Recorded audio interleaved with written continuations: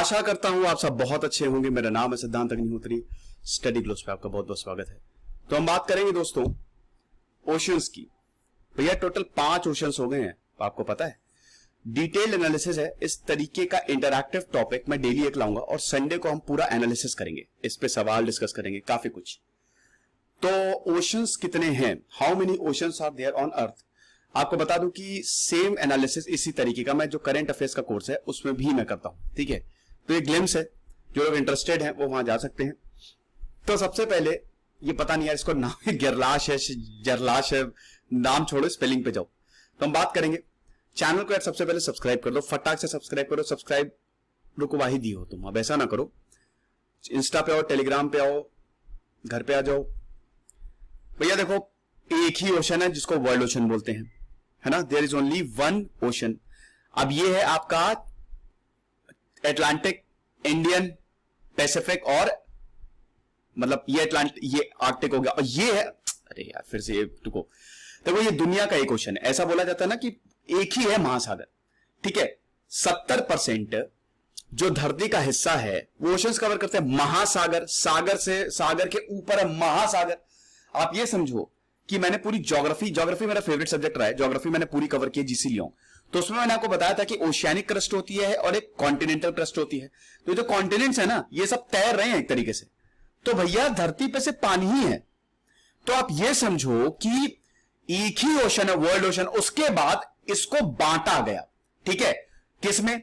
सबसे पहले आपका ये आर्कटिक है, फिर ये आपका अटलांटिक आया जिसको सबसे सारे ट्रेड रूट, क्योंकि बिल्कुल बीचों बीच होता है ना, तो जितने भी ट्रेड रूट है वो यहीं से गुजरेंगे। देन आपका इंडियन ओशन, ये थोड़ा मैप इस टाइप से टिल्टेड है, मतलब पूरा एकदम क्या कहते हैं वो पोर्ट्रेट मोड में है ना, तो ये थोड़ा सा ध्यान रखिएगा। और ये है आपका पैसिफिक, ये आपका है सदर्न ओशन, ठीक है ना। सदर्न ओशन, आर्कटिक ओशन, ये आपका नॉर्थ पोल है और साउथ पोल आर्कटिक को कवर करता है ये। और ये ओशन आप देख रहे हो ना, ये इंडियन ओशन को भी टच करता है, पैसिफिक ओशन को भी टच करता है और अटलांटिक ओशन को भी टच करता है। आर्कटिक तो बहुत ही ऊपर है, तो ये तीनों को टच करता है, आप समझे। वैसे इंडियन ओशन इकलौता ऐसा ओशन है जिसकी जो बाउंड्रीज है, अच्छा ये सब नेशनल ज्योग्राफिक करती है। मैपिंग का काम पूरा नेशनल ज्योग्राफिक चैनल है ना भैया, मैं बहुत पहले देखता था, वो शिकार वाला जो शेयर करते हैं, ये आप देख सकते हो, ठीक है। ये बहुत अच्छा मैप है, नेशनल ज्योग्राफिक से ही मैंने ये सब कुछ लिया हुआ है। ये देखो आप, ये है आपका इंडियन ओशन। इंडियन ओशन ही पहला है जो एक देश के नाम से पड़ा है। क्यों? मैं आपको उसका रीजन बताता हूं। भैया क्या हुआ ना कि जब 1498 में पुर्तगाली भारत में आए, जब इस्लाम का उदय हुआ और जब ऑटोमन एम्पायर आया, तो ऑटोमन एम्पायर के बाद ये वाला जो ट्रेड रूट है ना, अब यहां तो दिखेगा नहीं, लेकिन जो अरब वाला ट्रेड रूट है, जो लैंड रूट है, वो हो गया बंद। अब भैया लैंड से, जमीन से कोई जा नहीं सकता था, क्योंकि यहां पे हो गया ऑटोमन का कब्जा। कोई जाता था तो उसको लूट खसोट लिया जाता था, दिक्कत होगी। तो अब समुद्र से रास्ता ढूंढो भारत के लिए। अब भारत के लिए क्यों रास्ता ढूंढना है? क्योंकि भारत दुनिया भर को सब कुछ देता फिरता है। कपड़े ले लो, लत्ते ले लो, मसाले ले लो, ये सब इतना अमीर हो गया था भारत। भारत के जितने भी प्रोडक्ट्स थे पूरी दुनिया में बहुत पसंद किए जाते थे। भारत 1/3 ऑफ द जीडीपी को कंट्रीब्यूट करता था। उस समय दुनिया का अमेरिका था भारत। तो भारत को खोजना बड़ा जरूरी था, समुद्र का रास्ता। अब समुद्र का रास्ता जब अपनाया तो ये पूरा यहां से होते हुए हमने देखा कि इंडिया तक आ गए, इसीलिए हमने इसको इंडियन ओशन नाम दिया। आप समझ रहे हैं। फिर आपका आता है पैसिफिक ओशन, सबसे बड़ा ओशन दुनिया का। देन आपका आता है, मतलब देखिए अगर एरिया वाइज बात करें, मतलब कौन कितना बड़ा है, तो सबसे बड़ा पैसिफिक ओशन, ठीक है। सेकंड नंबर पे आता है आपका अटलांटिक ओशन, थर्ड नंबर पे आता है आपका इंडियन ओशन, फोर्थ पे आपका आर्कटिक ओशन। ओके चलो आगे बढ़ते हैं। तो नेशनल ज्योग्राफिक सोसाइटी ने इसको मैप किया है और वर्ल्ड ओशंस डे को इसने अनाउंस किया है। वर्ल्ड ओशन डे 8 जून को मनाया जाता है। 8 जून को इसने अनाउंस किया और रिकॉग्नाइज किया कि एक सदर्न ओशन भी होगा जो कि एंटार्क्टिका को सर्कल करता है। 5वां ओशन होगा ये, आप समझ रहे हो। ये सब करता कौन है? National oceanic and atmospheric administration, NOAA। इसने सदर्न ओशन को 1999 में ही रिकॉग्नाइज कर लिया था।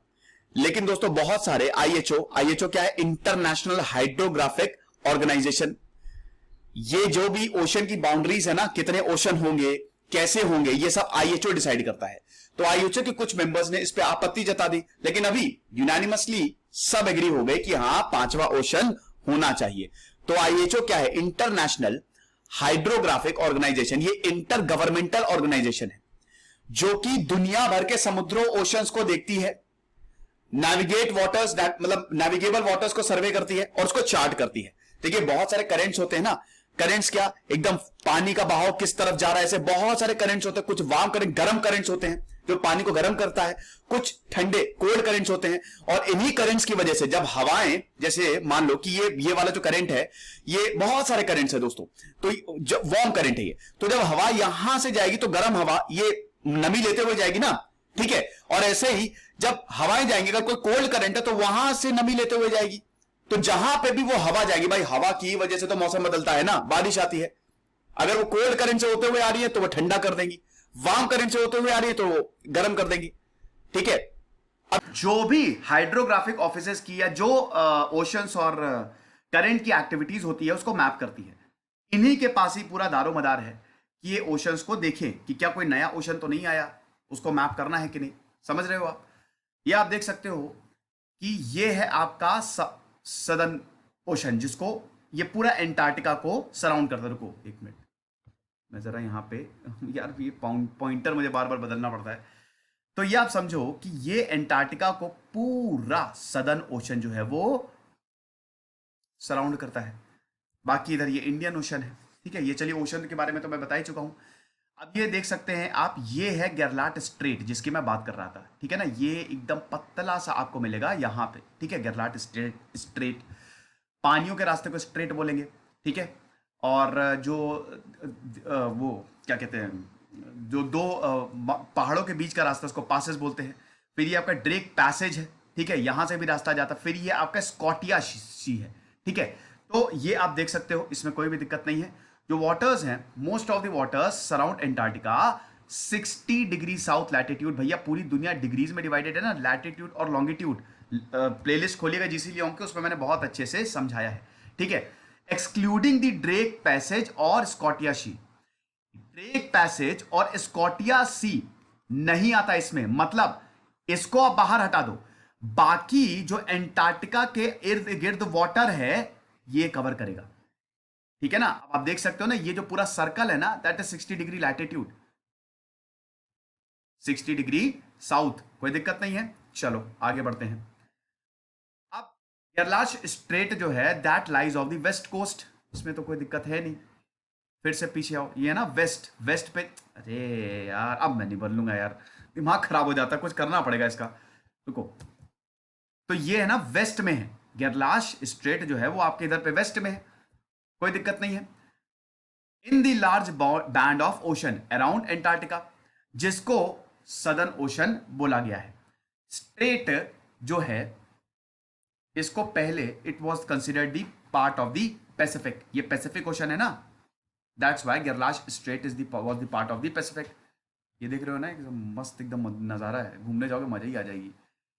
ये और देख लो, ये है आपका गेरलाच स्ट्रेट एंटार्क्टिका में, है ना। और अब ये सदर्न ओशन में पूरा का पूरा आ गया है, बड़ा इंपॉर्टेंट है। आगे बढ़ते हैं। और हाँ, ये बड़ा इंपॉर्टेंट पॉइंट है। देखिए ये ओशन जो है सदर्न ओशन, ऐसा पहली बार हुआ है कि ओशंस जो है, ये सदर्न ओशन जो है, इसको करंट से डिफाइन किया गया है। अब इसको बोला गया है एंटार्क्टिका सरकम पोलर करंट, है ना। सरकम मतलब सर्कल, पूरा का पूरा उसका सरकमफ्रेंस। पोलर मतलब ये है नॉर्थ पोल, ये है साउथ पोल, ठीक है। तो ये साउथ पोल पे आता है, इसीलिए सदर्न ओशन इसको बोला है। That is circum Antarctica circumpolar current, जो कि 34 मिलियन, लगभग 3.5 करोड़ साल पहले एस्टैब्लिश हुआ था, जब एंटार्क्टिका साउथ अमेरिका से सेपरेट हो गया था। समझो आप क्या हुआ है, पहले एक ही कॉन्टिनेंट था ना जिसको पैंजिया बोला जाता था, फिर बाद में कॉन्टिनेंट्स टूटे, बाद में कॉन्टिनेंट्स टूट टूट के अलग हो गए। अब उसके बाद ये करेंट्स का बड़ा इंपॉर्टेंट रोल रहा है। आप समझो, बाल्टी रख दो, बाल्टी में एक बहुत बड़ा पत्थर का टुकड़ा है, ठीक है। ये बाल्टी समझ लो ये हमारी धरती है ना। और ये इसमें बाल्टी में है खूब सारा पानी, ये हमारे ओशन हो गए, और ये पत्थर का टुकड़ा हो गया हमारा कॉन्टिनेंट्स। अब ये टूटेंगे ना एक टाइम पे, तो कोई टुकड़ा उधर चला जाएगा, कोई टुकड़ा उधर, टब सोचो, लो बाल्टी छोड़ो टब सोचो, कोई टुकड़ा उधर चला जाएगा, ठीक है ना। अब जब ये जाएगा तो इनके साथ पानी का बहाव भी तो जाएगा ना। जैसे मान लो कि एक टुकड़ा यहां पे जा रहा है, तो पानी का बहाव इस तरफ, जहां पे पानी का बहाव होगा वो टुकड़ा उस तरफ जाएगा ना, करेंट्स, आप समझ रहे हो कि नहीं। तो ये 3.5 करोड़ साल पहले आया जब एंटार्क्टिका वो सेपरेटेड फ्रॉम साउथ अमेरिका।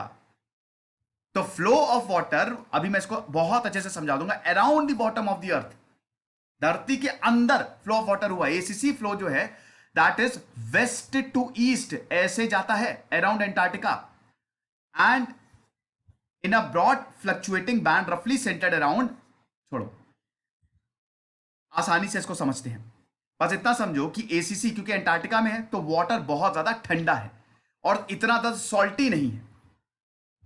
बात इसकी हो रही है, पीछे आओ पीछे आओ, ये देख रहे हो, ये इस तरीके से करंट है, ये पूरा का पूरा, समझ रहे हो। ये इसीलिए ये करंट से डिफाइन किया गया है इस ओशन को, ये वेस्ट टू ईस्ट जा रहा है। चलो बहुत बढ़िया, अब हम एसीसी की और बात करते हैं, इसको और अच्छे से डिफाइन करते हैं। जो एसीसी है ये ओशन फ्लोर पे extending from the surface to the ocean floor, ACC water supply करता है। दुनिया भर में जितने भी करंट्स हैं उनसे ज्यादा एसीसी वाटर, ये करंट वाटर ही तो देते ना भाई। पानी जाएगा कैसे, इन करंट के थ्रू ही तो जाएगा ना, करंट एक मीडियम है। जैसे अगर आपको अगर दिल्ली जाना है लखनऊ से, तो ट्रेन मीडियम हो गई ना, ऐसे करंट एक मीडियम हो गया। अब ये क्या करता है, ये वाटर एक्चुअली ये सब फोर्स की वजह से हो रहा है ना। धरती में भी तो फोर्स है ना भाई, कोर घूम रहा है, ग्रेविटी ज्यादा है तो फोर्स होगी ही होगी। तो यहां पे आप समझो कि it actually pulls water from the Atlantic, ये अटलांटिक पैसिफिक इंडियन ओशन से पानी खींचता है। ये करंट है ना, ऐसे गोल गोल घूमेगा, ये ऐसे गोल गोल घूम रहा है।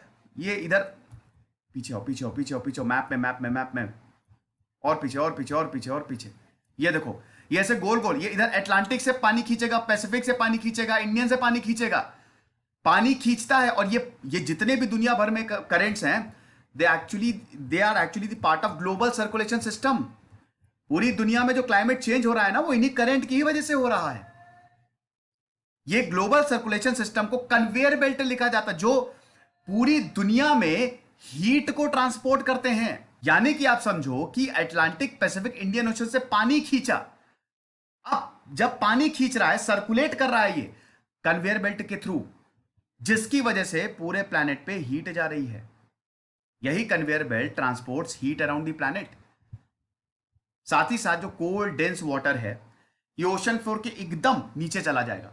जितना ठंडा होगा वो उतना नीचे बैठेगा, आपको पता ही है। ये डेंसिटी बढ़ती है ना, जितना गर्म होगा डेंसिटी घटेगी, और अगर ठंडा होगा तो डेंसिटी बढ़ेगी, तो नीचे बैठेगा। बर्फ बहुत जल्दी नीचे चली जाएगी ना, समझ रहे हो कि नहीं। तो carbon in the deep ocean को भी ये स्टोर करता है। यानी कि अर्थ क्लाइमेट पे ये एसीसी एंटार्क्टिक सर्कमपोलर करंट बड़ा इंपॉर्टेंट रोल प्ले करता है। अब हम थोड़ा सा और मैकेनिज्म समझ लेते हैं, बहुत ही आसान है, कुछ है नहीं, मैं आपको बता देता हूं। इसमें ये आप देख सकते हो, ये बिल्कुल डीप वाटर है, यहां पे ठंडा पानी है, बिल्कुल ठंडा पानी। यहां इसी ठंडे पानी में कार्बन, ये एंटार्क्टिक बॉटम वाटर है, बिल्कुल बॉटम वाटर। ये ठंडा पानी जो है यहां पे आपके कार्बन स्टोर्ड है। अब ये आप देख सकते हो ये डायरेक्शन कैसी है, सर्कमपोलर डीप वाटर, इसकी डायरेक्शन इस तरीके से है कुछ। और अगर पूरे करंट की बात करें तो ये आपका एंटार्क्टिका है, ये है ऐसे एसीसी, समझे आप। ये ऐसे घूम रहा है और ये ओशन से पानी भी घसीट रहा है। इसमें आपको कोई दिक्कत तो नहीं है। तो एक्चुअली में ये मैकेनिज्म इस तरीके से हो रहा है। नॉर्थ अटलांटिक डीप वाटर, ये पूरा का पूरा जो करंट है, ये पूरा जो घुमाव है वो इस तरीके से जाते हुए पूरा सर्कमपोलर, फिर उसके बाद यहां पे घूमना शुरू करेगा, फिर एंटार्क्टिक के सरफेस पे आएगा, देन एंटार्क्टिक इमीडिएट वाटर पे आएगा, देन सब ट्रॉपिकल वाटर सरफेस पे, फिर सब ट्रॉपिकल एंटार्क्टिक, और ये फिर पूरी तरीके से, ये आप देख रहे हो ना एरो के थ्रू, समझो फैल जाएगा। देन अगेन ये वापस आएगा और इस तरीके से कुछ सर्कल करेगा। तो it is very very important. इसीलिए ये इतना जो जबरदस्त इसका मैकेनिज्म है, इसको करंट के नाम पे रखा गया। आमतौर पे जो ओशंस के नाम हैं वो करंट के नाम पे नहीं रखे जाते हैं, वो रखे जाते हैं वहां का क्लाइमेट कैसा है। कभी कभी जैसे इंडियन ओशन तो देश के ही नाम पे रख, इंडिया के ही नाम पे रख दिया गया, और टोपोलॉजी कैसी है इस तरीके से, लेकिन ये तो करंट के नाम पे रख दिया गया है। अब एसीसी के बेनिफिट क्या है? सबसे पहले तो एंटार्क्टिका को कोल्ड रखता है ना भाई, पानी खींचता है, ठंडा करके नीचे डाल देगा वो, तो एंटार्क्टिका बिल्कुल जमा हुआ है। अगर एंटार्क्टिका पिघलने लगेगा तो सब खत्म हो जाएगा। तो इसीलिए बहुत सारी स्पीशीज यहां पे रहेंगी। सदर्न ओशन का एक सबसे बड़ी बात यह है कि जब आप यहां पे जाओगे तो आपको ढेर सारी नई नई प्रजातियां मिलेंगी, वातावरण ही बदल जाता है। वेल्स, पेंगुइन, सील्स ये सब यहां पे पलती हैं। तो इसीलिए एसीसी बड़ा इंपॉर्टेंट है। अभी साइंटिस्ट जो हैं दे आर एक्चुअली स्टडिंग कि ह्यूमन ड्रिवन क्लाइमेट चेंज क्या सदर्न ओशन को अल्टर कर रहा है। एसीसी के थ्रू जो ओशन वाटर जा रहा है दैट इज वार्मिंग। तो साइंटिस्ट ने यह सीखा है, लेकिन अभी भी यह समझ नहीं आ रहा है कि कितना ज्यादा एंटार्क्टिका को इंपैक्ट कर रहा है। यानी कि जो एसीसी का करंट है वो धीमे धीमे गर्म हो रहा है, और अगर ऐसा होगा, पानी आसपास गर्म होगा तो एंटार्क्टिका पिघलेगा, और अगर एंटार्क्टिका पिघलेगा तो सब खत्म हो जाएगा। ग्लोबल वार्मिंग जिसको बोलते हैं। ओके, मैपिंग में चेंजेस की बात कर लेते हैं। अब नया अपडेटेड वर्जन आएगा पूरा, जहां पे भी आप किताबों में देखोगे अब आपको सदर्न ओशन और मिलेगा। तो National Geographic they actually follow International hydrographic Organisation. अब आईएचओ यूनाइटेड नेशंस ग्रुप के साथ काम करता है नेम्स को स्टैंडर्डाइज करने में, और आईएचओ ने, मैंने बताया ना कि इसको सदर्न ओशन को बहुत पहले ही इसको रिकॉग्नाइज कर लिया था, लेकिन अब सब के सब एग्री हो गए हैं और फाइनली एक नया ओशन हमको मिल गया है। तो ये लेक्चर था दोस्तों, आई होप आपको समझ में आया होगा, इसमें कोई दिक्कत नहीं है। खुश रहिए, पढ़ते रहिए। जैसे सिद्धांत अग्निहोत्री साइनिंग।